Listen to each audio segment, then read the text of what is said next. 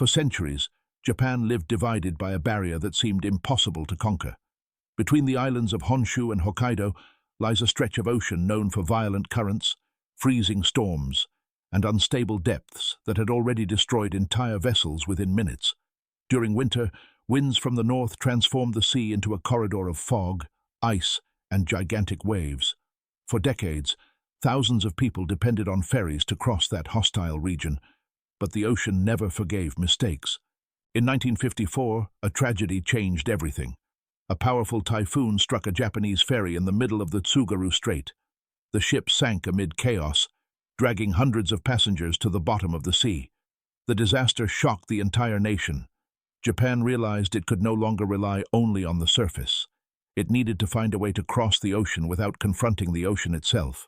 And it was at that moment that one of the most absurd ideas in modern engineering was born: building a gigantic railway tunnel beneath the seabed. Not a bridge, not a floating platform, but an underground corridor crossing deep rock formations beneath millions of tons of freezing water. Before we dive into one of the most unbelievable constructions ever created by human engineering, make sure to leave a like on this video and subscribe to the Monolith Discovery channel, because today you're going to discover how Japan managed to build a gigantic underwater bullet train tunnel hidden beneath the ocean, and how this structure may represent the beginning of a future that feels straight out of science fiction. And stay with me until the end, because the idea of what this tunnel could become in the coming decades is far more terrifying and fascinating than most people can imagine.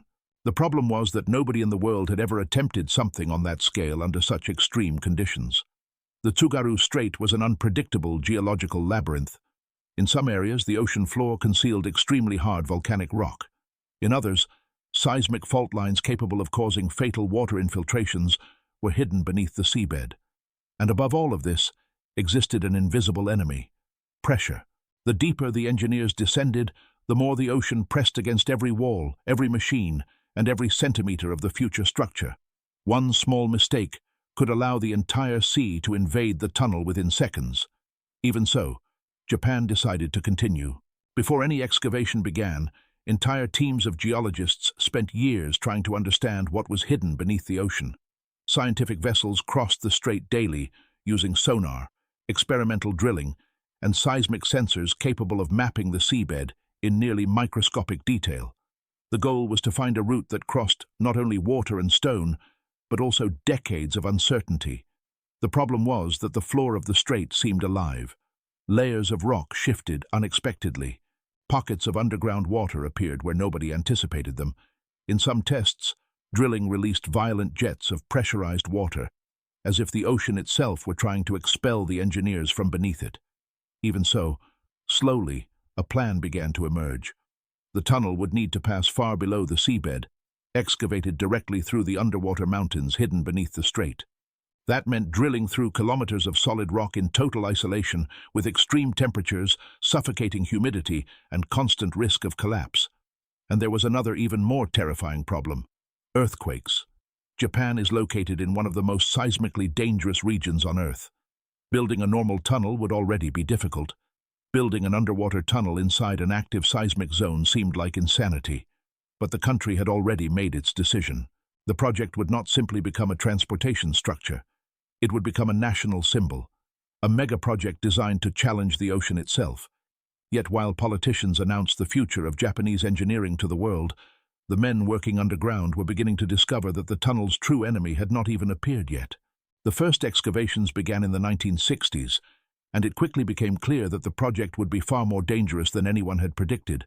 Unlike the clean and futuristic image normally associated with Japanese bullet trains, the beginning of the Seikan Tunnel looked more like an underground mine lost at the edge of the world.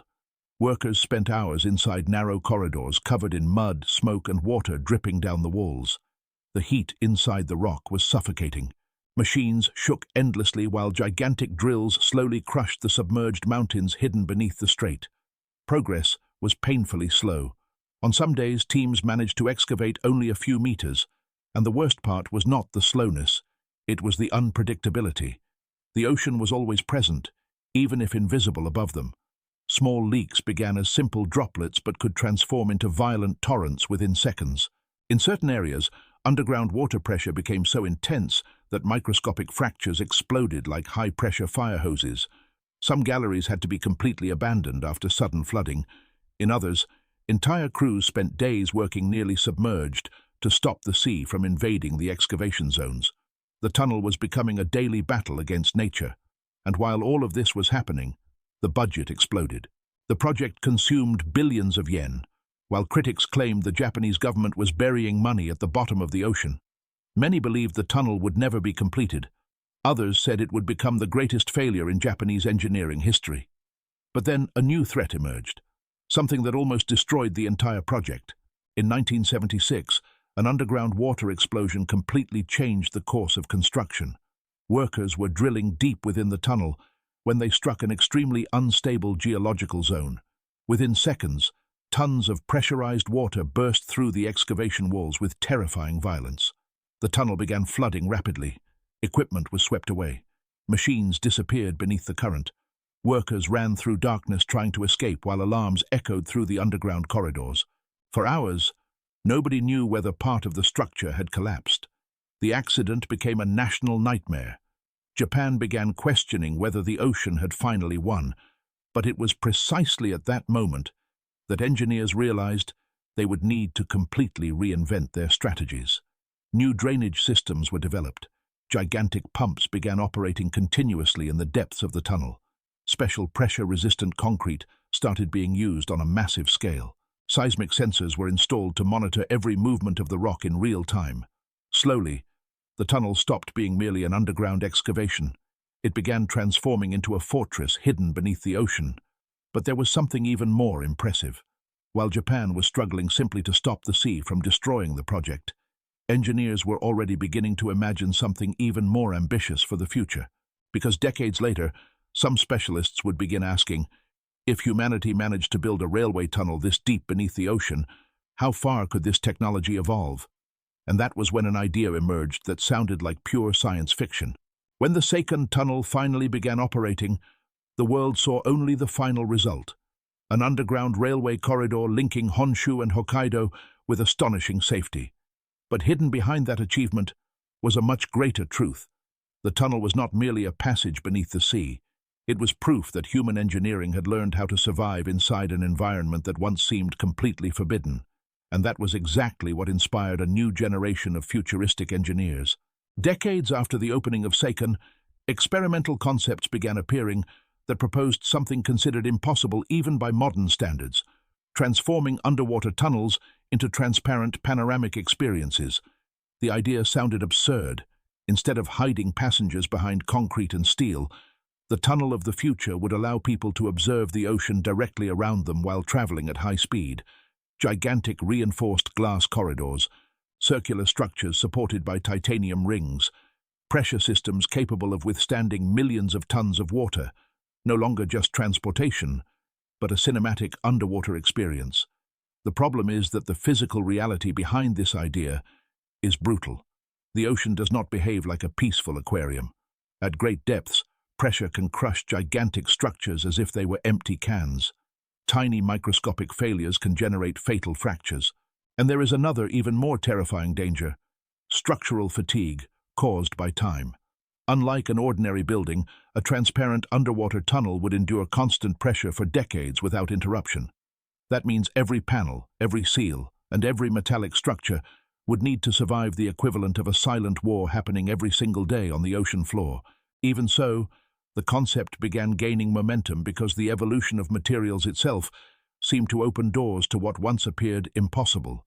New, ultra-resistant, transparent composites began being developed for experimental submarines and deep ocean structures.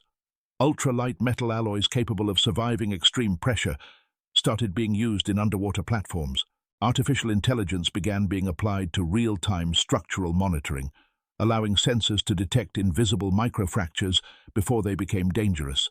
Slowly, what once looked like pure fiction entered an uncomfortable new territory in engineering, the territory of maybe it's possible.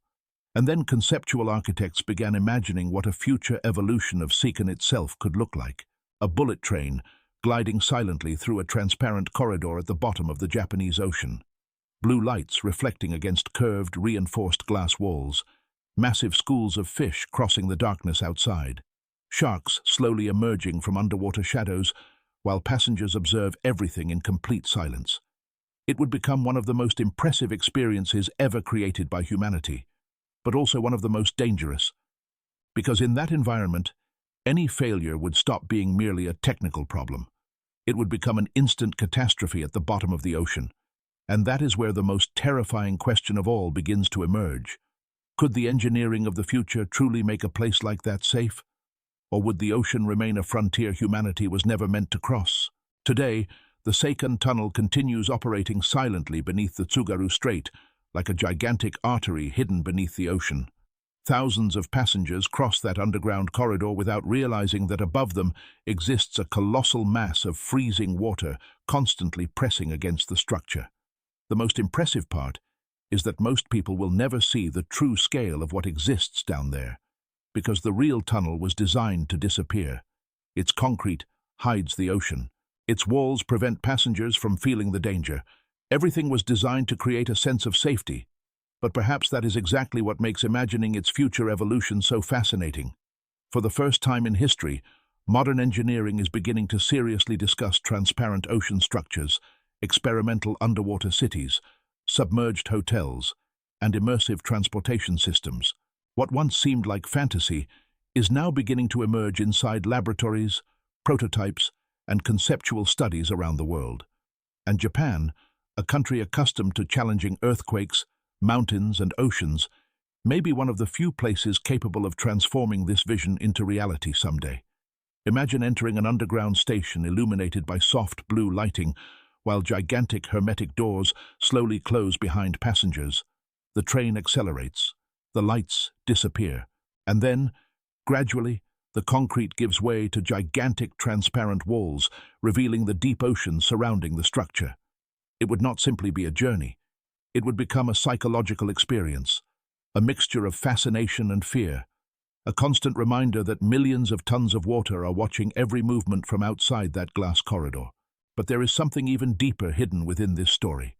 The Seikan Tunnel represents a characteristic that has followed humanity since the first civilizations, the obsession with crossing limits once considered impossible. First came the oceans, then the skies, then space, and now, slowly, the ocean floor itself is beginning to stop being merely a hostile territory and instead become a new technological frontier. The problem is that every great engineering achievement carries a dangerous question. Just because we can build something, does that mean we truly should? A transparent underwater tunnel might become a technological wonder capable of completely transforming tourism, transportation, and oceanic architecture. But it would also become a structure living permanently at war against one of nature's most destructive forces. Because the ocean never stops pressing, never sleeps, never relaxes. And perhaps that is exactly what makes projects like this so fascinating. They are not merely monuments of concrete, steel, and glass.